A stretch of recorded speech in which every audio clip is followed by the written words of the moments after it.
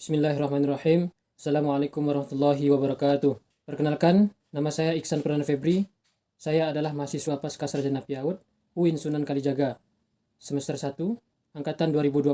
Pada video kali ini, kami ditugaskan untuk membuat video pembelajaran tentang masing-masing materi yang kami dapat dari dosen kami, Ibu Hajah Marhumah, yang mengampu mata kuliah studi hadis.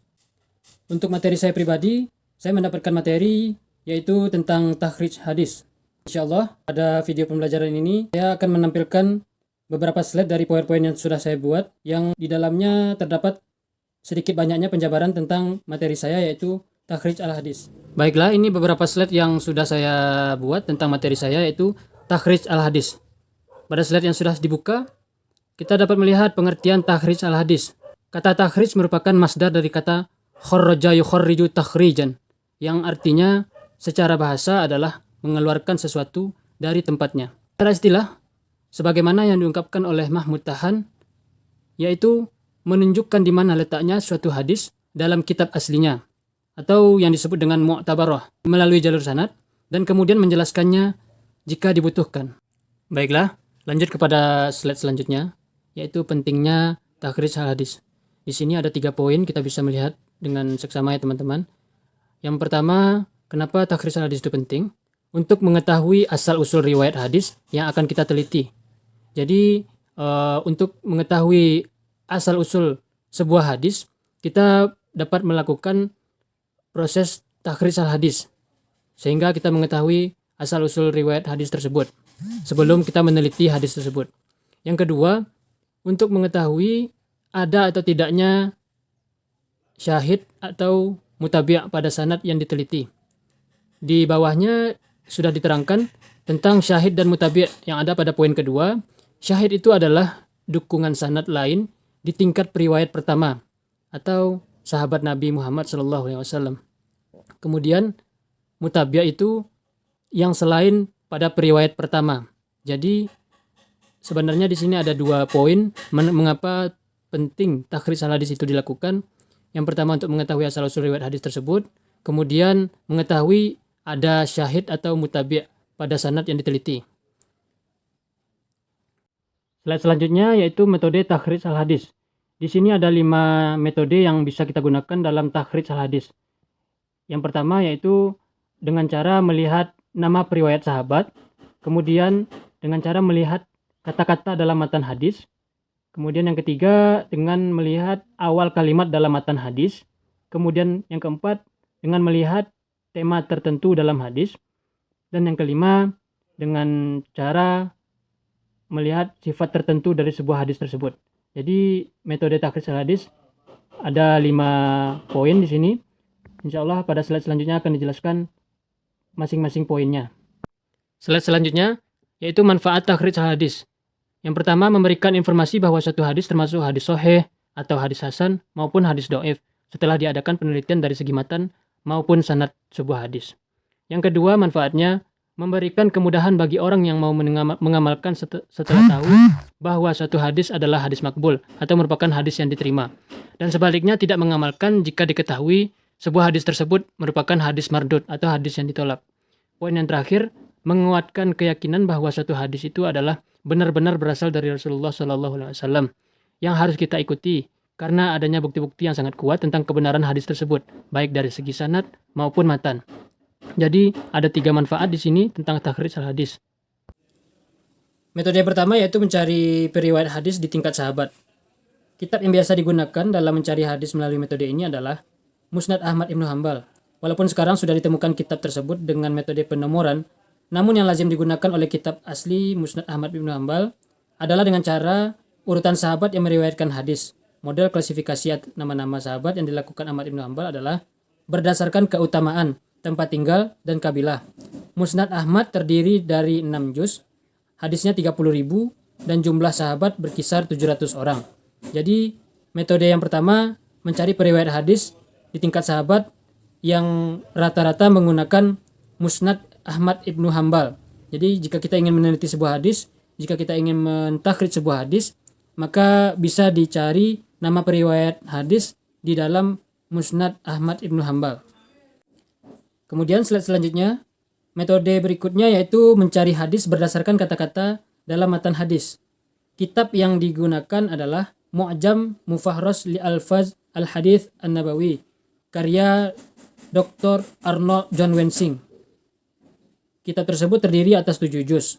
Jadi dengan mencari hadis berdasarkan kata-kata di dalam matan hadis, kita dapat menggunakan kitab yang ditulis oleh Dr. Arnold John Wensing ini, yaitu kitab Mu'jam Mufahras li Alfaz Al-Hadits An-Nabawi. Baiklah, pada slide ini merupakan penambahan tentang slide sebelumnya, yaitu dengan mentakris hadis berdasarkan matan hadis baik di awal maupun pertengahan atau bahkan bagian-bagian lain dari hadis. Ada pencakupan kitab hadis. Di sini ada beberapa 9 nama kitab yang masing-masing nama kitab memiliki kode. Di sini kodenya berupa huruf hijaiyah. Teman-teman bisa melihat. Slide ini menjelaskan juga tentang tabel sebelumnya, bahwa semua angka sesudah nama kitab atau bab pada Sahih Al-Bukhari, Sunan Abu Dawud, Sunan At-Tirmizi, Sunan An-Nasa'i, Sunan Ibnu Majah, dan Sunan Ad-Darimi menunjukkan angka bab, bukan nomor urut hadis. Kemudian semua angka sesudah nama kitab atau bab Sahih Muslim dan Muwatta Malik menunjukkan angka urut hadis, bukan angka urut bab. Kemudian pada Musnad Ahmad terdapat 2 angka yang lebih besar dari angka biasa, berarti itu juz, merupakan juz. Sedangkan angka biasa menunjukkan halaman dan lambang bintang 2 seperti yang kita lihat, memberikan penjelasan bahwa hadis tersebut tercantum lebih dari 1 kali hadis. Metode yang ketiga, mencari hadis melalui awal kalimat dalam matan hadis. Kitab yang dipakai adalah Al-Jami' As-Shaghir karya As-Suyuti. Kelebihan dan kekurangan dijelaskan periwayat pertama di tingkat sahabat dan nama mukharijnya, serta penilaian hadis dilakukan ulama atau yang disetujui oleh As-Suyuti. Namun di kalangan ulama hadis, As-Suyuti dianggap ulama yang tasahul dan masih perlu penelitian kembali. Jadi karya yang dimiliki oleh As-Suyuti yaitu kitab Al-Jami' As-Shaghir sering digunakan dalam proses takhrij hadis. Cuman di kalangan ulama, As-Suyuti masih dianggap ulama yang tasahul dan masih perlu penelitian kembali tentang karya-karyanya. Slide berikutnya merupakan metode terakhir dari beberapa metode yang bisa kita lakukan dalam mentakhrij hadis, yaitu mencari hadis melalui tema hadis. Jika telah diketahui tema dan objek pembahasan hadis, maka bisa dibantu dalam mentakhrijnya dengan karya-karya hadis yang disusun berdasarkan bab-bab dan judul-judul. Cara ini banyak dibantu dengan kitab Miftah Kunuz As-Sunnah yang berisi daftar isi hadis yang disusun berdasarkan judul-judul pembahasan.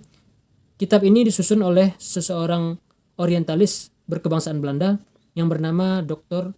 Arjan Vensing. Kitab ini mencakup daftar isi untuk 14 kitab hadis yang terkenal. Jadi apabila kita menggunakan metode mencari hadis melalui tema yang ada pada hadis tersebut, kita dapat menemukannya di dalam kitab Miftah Kunuz As-Sunnah, karena kitab tersebut sudah berisikan daftar isi hadis yang disusun berdasarkan judul-judul pembahasan. Jadi judul-judul pembahasan sudah disusun sedemikian rapinya dalam kitab ini. Baiklah teman-teman, saya mencoba memberikan sebuah contoh penelitian hadis. Di sini ada sebuah hadis yang mana di sini kita bisa melihat hasil dari takhrij hadis yang sudah saya coba lakukan, yaitu kita menemukan yang pertama periwayat pertama, yaitu Abu Sa'id Al-Khudri. Kemudian periwayat kedua Thariq bin Syihab, periwayat ketiga Qais bin Muslim, periwayat keempat Syu'bah, periwayat kelima Yazid, dan periwayat keenam Abi, lebih dikenal dengan Ahmad ibnu Hambal, yakni ayah Abdullah bin Ahmad. Periwayat yang ketujuh Abdullah, yakni Abdullah bin Ahmad bin Hambal. Contoh penelitian ini dimulai pada periwayat terakhir, yakni Ahmad ibnu Hambal, diikuti periwayat sebelum Ahmad, dan seterusnya sampai periwayat pertama. Jadi di sini kita dengan mentakhrij hadis, langkah pertama kita mengetahui bahwa siapa saja nama periwayat yang ada dalam hadis ini.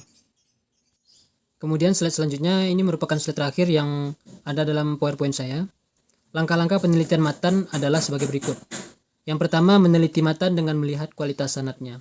Menurut ulama hadis, Suatu hadis barulah dinyatakan berkualitas apabila sanad dan matan hadis sama-sama berkualitas sahih.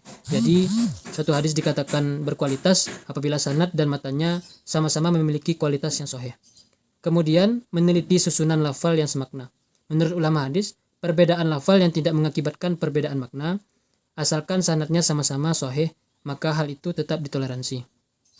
Kemudian yang ketiga, meneliti kandungan matan. Masalah yang sama perlu dilakukan takhrij hadis.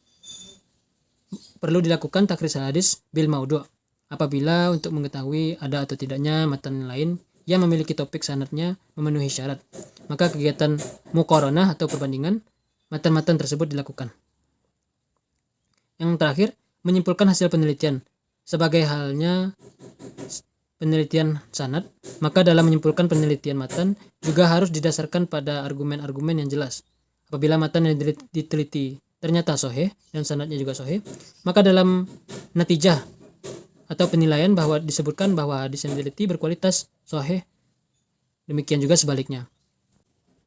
Baiklah, cukup sekian materi singkat dari saya pribadi tentang takhrij al-hadis. Mudah-mudahan video pembelajaran ini dapat bermanfaat bagi teman-teman semua yang masih menjalankan studinya dan menempuh perkuliahan studi Al-Quran dan Hadis di universitas manapun. Mudah-mudahan bermanfaat. Akhir kata dari saya, wabillahi taufiq wal hidayah. Assalamualaikum warahmatullahi wabarakatuh.